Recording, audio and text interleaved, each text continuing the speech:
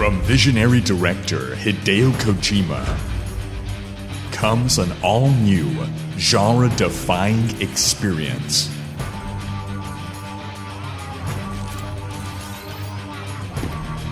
Tag Battle Royale.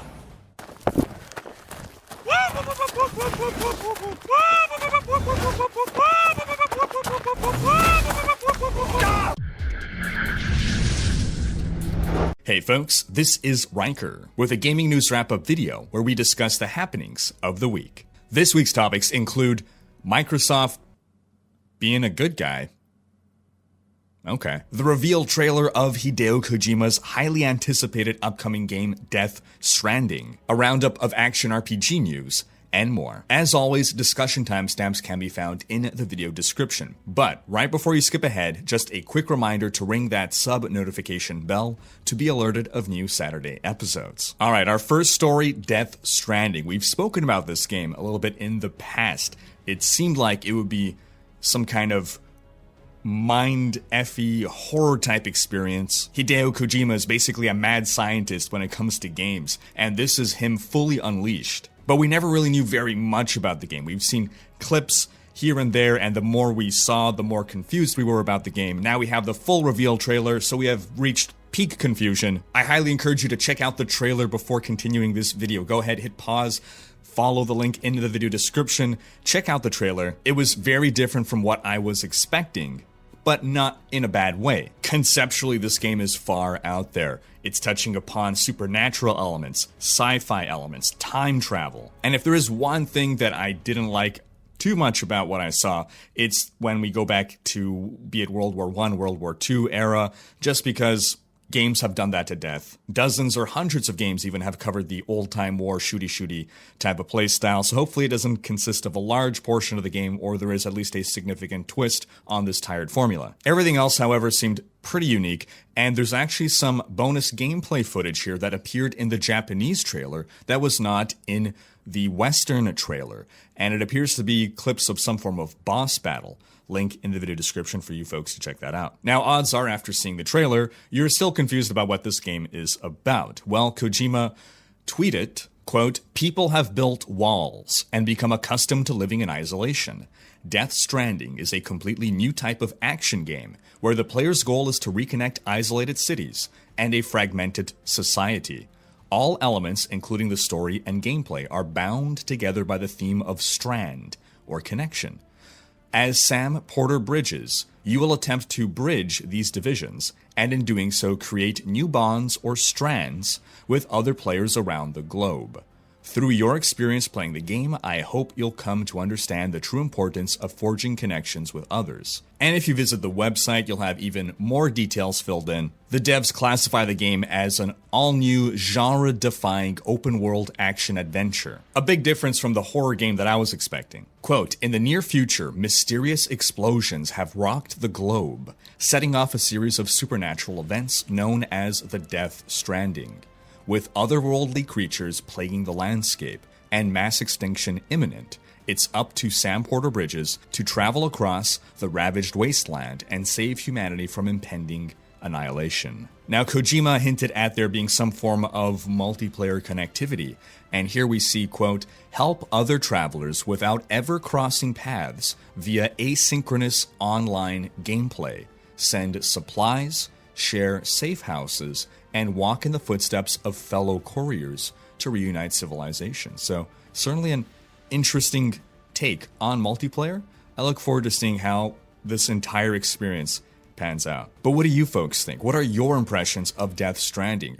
Are you excited for it? Sound off in the comments. In other news, we've seen this week the release of My Name is TotalBiscuit, a documentary on John Bain. If you don't know who he is, TotalBiscuit was a highly influential game critic on YouTube, and it was roughly a year ago that he passed away to cancer. He was a fierce consumer advocate, and if you want to learn more about John Bain, I encourage you to check out the documentary. In other news, an MMO known as Worlds Adrift, which has been in early access since 2017, will be shutting down soon. The game was first announced in 2014. In 2017, it went into early access, and the devs recently put out a message basically saying that they don't have enough players to maintain the game. Now, most of you have likely not heard about this game, but the reason I'm bringing this up is more to address early access. Now, oftentimes I have people come and ask me, particularly on my Twitch streams, hey Riker, do you recommend this game? Either they'll see me playing a game or they know that I covered a game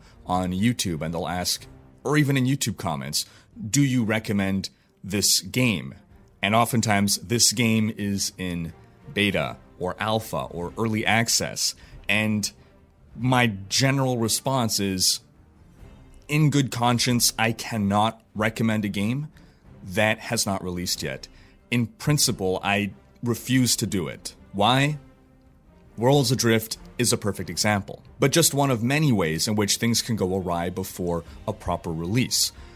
When you are buying a game before release, there is no guarantee that the game will ever release, that the promises will be fulfilled, that whatever the devs say will be in the game will be in the game. The game can completely change, as I've seen happen. There's an early access game that I bought and I enjoyed, and so I'm not opposed to early access in principle. I'm not opposed to people buying early access games, because you can play the game and enjoy it, but you have to go in with the mentality expecting that things can change. And in the case of that early access game that I liked very much, new versions came out that changed the game in a way that I no longer liked it as much. My general stance when someone asks me if I recommend such and such early access game is, hey, if you want to support the developers, then go ahead. Because that's really what you're doing. You're helping to fund the game. You're not purchasing a product when you're buying into early access. You are helping to fund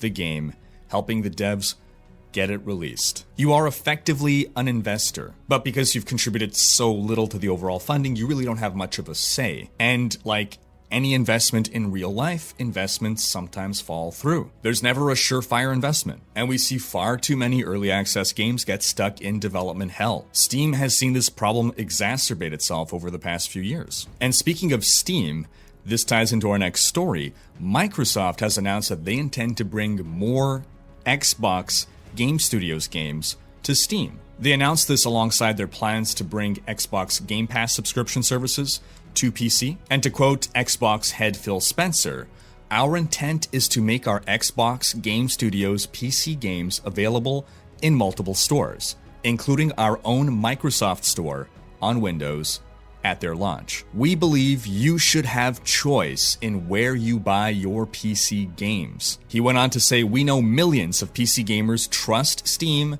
as a great source to buy PC games, and we've heard the feedback that PC gamers would like choice." Now, if this isn't a shot at Epic Games and the Epic Games Store controversy, I don't know what is. Ever since the Epic Games Store controversy began, which we've covered extensively in past videos, we've seen a number of developers come out, such as CD Projekt Red, and make little quips about how they'll never be exclusive to one store, and in general promote pro-consumer practices. But I would have never expected Microsoft, of all people, to come out and say this as well, so good for Microsoft. In other news, we spoke about a few weeks ago the Sonic the Hedgehog movie trailer and how horrific it was and the internet's outrage over it. And the movie producers coming out and saying, "We've heard your feedback, we're gonna redo Sonic's design based on your feedback." Now, because of that, they've had to delay the launch of the movie by 3 months. Originally slated for November 7th, is now pushed back to February 14th. But one talented artist named Artur Baranov went ahead and redid the trailer with a more familiar version of Sonic, and I encourage you to check that out, because it's really well done given he's one man. In other news, David Brevik, one of the fathers of Diablo, has released his side-scrolling action RPG, It Lurks Below. The game features 8 character classes, tons of item drops, and it's effectively Terraria meets Diablo. But what's most impressive is that he made everything in this game himself. He had to learn skills that he didn't previously have. He had to learn how to make art assets, how to make music and sound effects. The game currently has very positive reviews on Steam, over 90% positive. In the past, I played a few hours of this game, I enjoyed it, I look forward to diving back into it. And speaking of games hitting Steam, we have Warhammer Chaosbane, now available to play on Steam, though its official release will be on June 4th. As of yet, it appears to be getting mixed reviews, but these reviews seem to mostly be based on only a couple hours of gameplay at most. This week for Chaosbane, we saw the launch of the story trailer, link in the video description, as well as a trailer on the endgame and post-launch content. Now, a lot of what's in that video is just rehashing what we discussed last week, what was posted to Reddit. But to expand a bit on the post-launch plan, we see that there will be free updates and paid updates throughout the rest of the year. Free updates will deliver a hardcore mode for the game, new difficulty levels, new item sets, new gear, and a level cap increase. As for the paid content, the Season Pass, you'll get access to emotes and pets, as well as a new god tree that allows for new skills and builds. You'll also gain a new main story quest with new locations and new enemies. And you also get a passive skill that basically gives a buff to Magic Find. Yeah, so that doesn't sound good, and I'm opposed to it, because it's sort of, is this kind of pay to win if I'm paying money to gain access to something that increases my drop chances? But one thing to bear in mind is that you only have so many passive skill slots, and far more passive skills to choose from. Now, one example of a passive in-game is a small XP boost that you can choose. Now, with a selection of passives, you might find yourself wondering, well, why should I gain this 10% boost in XP if I can just instead take these other passives that make me deal more damage, therefore I can kill things faster, and therefore get more XP and loot that way. So I don't think it's completely game-breaking to have this, but I'm still opposed to it. It doesn't sit well with me to pay for something that basically can make you perform better in the game. On to some Path of Exile news. We're 1 week away from the launch of the new League Legion, and PoE has been dropping all manner of teaser reveals of new features and new skills and whatnot. One thing that came as a surprise is part of the melee revamp that this patch is bringing.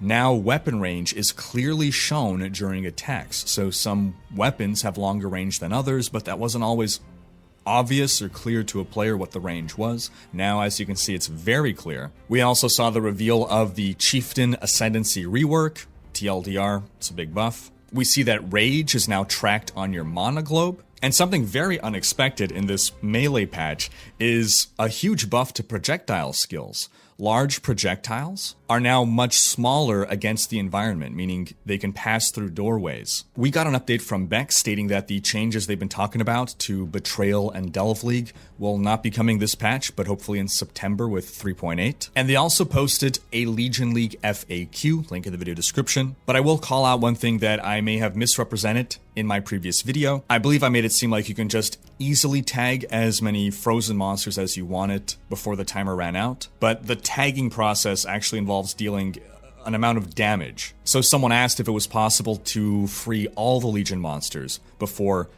the timer runs out, and the response is, quote, "It's possible for a sufficiently powerful build running into a set of monsters that are all spawned close together, but we don't think it'll be likely early in the league. Note that you do actually have to deal enough damage to the monsters to break them out, so it's quite tricky to hit that many monsters that hard in that short a time." We'll get the full league patch notes on Tuesday, June 4th. On to some Diablo news. A new job posting went up for a lead character artist on an unannounced Diablo project. This has been making the rounds in news coverage. Now, in the past, I have very diligently followed and covered Diablo job postings. You may have noticed that I've stopped doing that, and there's a few solid reasons for that.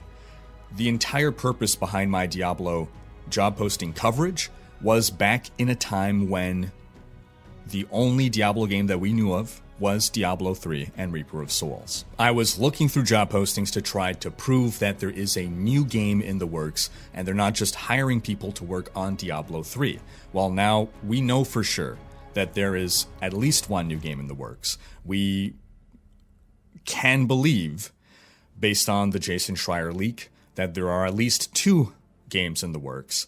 And Blizzard has outright said that we have multiple teams working on multiple projects when it comes to Diablo. So at this point, no one knows what these job postings are for. We have confirmation that there are other Diablo projects in the works that are not Diablo 3, so to me there's not much value in really covering these job postings anymore, because we don't gain any new information from it, really.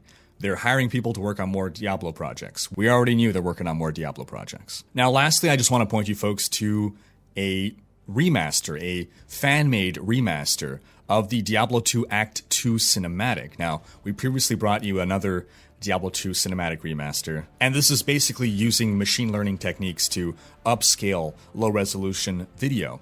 The original cinematics being at 640 by 292 resolution, and this has now been upscaled to 4K at 60 FPS. I'll have a link in the video description so you can watch the original and the new one side by side. Personally though, I think that if Blizzard is remastering Diablo 2, and I believe this is a project that they are pursuing, they will likely remake the cinematics the way they did with Warcraft 3 Reforged. But we'll have to wait and see. And that's going to wrap up this week's video. But be sure to have checked out last week's video, in which we covered the huge lesson that Blizzard learned from their reveal of Diablo Immortal. Thanks for watching. Special thanks to my Twitch, Patreon, and YouTube supporters for making these videos possible. If you like what you see on this channel and want to support the creation of more content, you can consider pledging on YouTube or Patreon and unlocking behind-the-scenes content, monthly virtual hangouts, and more.